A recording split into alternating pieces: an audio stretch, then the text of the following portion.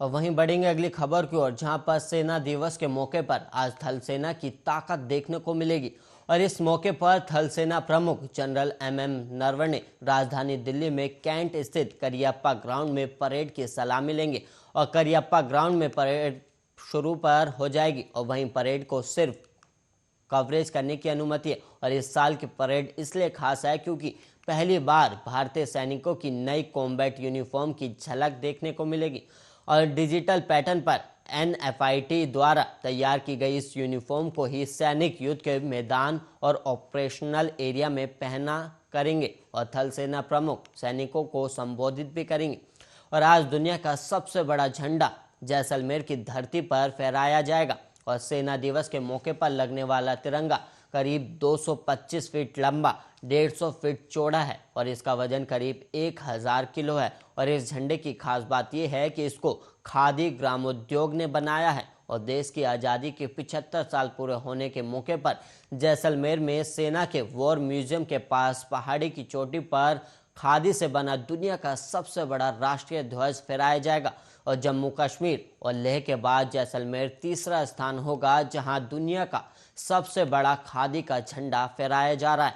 और वहीं बताया जा रहा है कि झंडा लगभग 37,500 वर्ग फीट एरिया में फैला है। और आज सेना के कई बड़े अधिकारी, जनप्रतिनिधि और अन्य लोग इसको देखने आएंगे और उस दिन इस मौके पर मौजूद रहेंगे।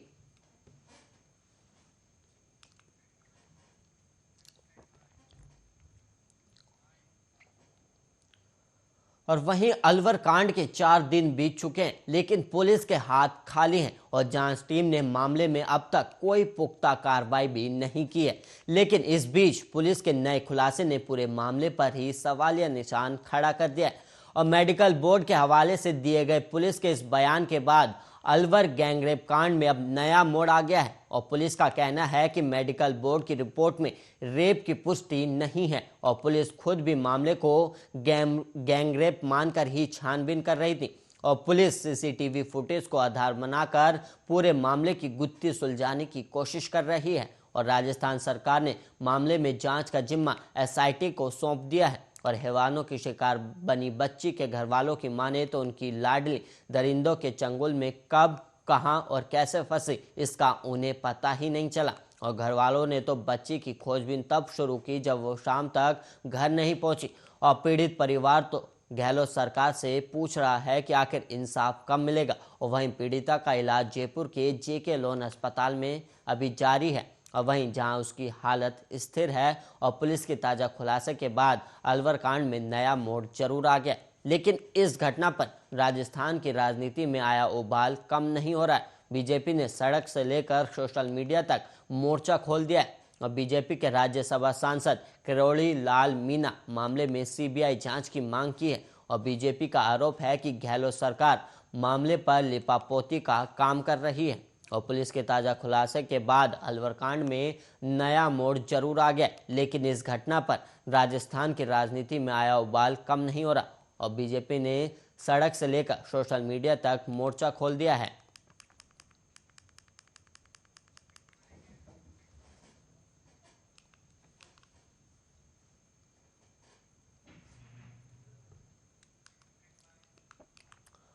अब वहीं उत्तर प्रदेश की राजधानी लखनऊ में समाजवादी पार्टी के प्रमुख अखिलेश यादव ने कोविड प्रोटोकॉल को तोड़कर रैली का आयोजन किया। और इस रैली में हजारों की संख्या में भीड़ थी।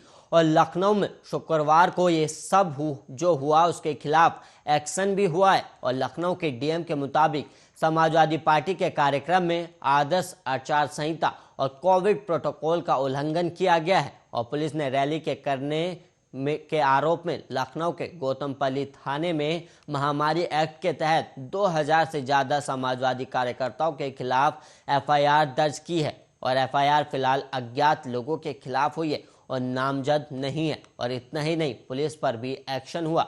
चुनाव आयोग ने गौतमपल्ली इलाके के एसएचओ को सस्पेंड कर दिया है और साथ ही लखनऊ के एसीपी से भी जवाब मांगा गया। और अब इस मामले पर बीजेपी और समाजवादी पार्टी के बीच वार पलटवार का दौर भी शुरू हो गया।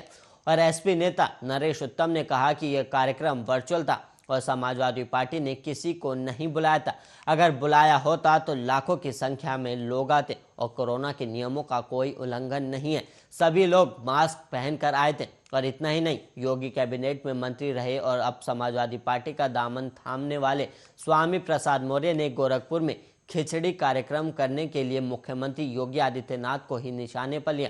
उन्होंने कहा, सबसे पहले सीएम योगी पर मुकदमा दर्ज करना चाहिए। कल गोरखपुर में मुख्यमंत्रियों के साथ हजारों लोगों के साथ खिचड़ी खा रहे थे।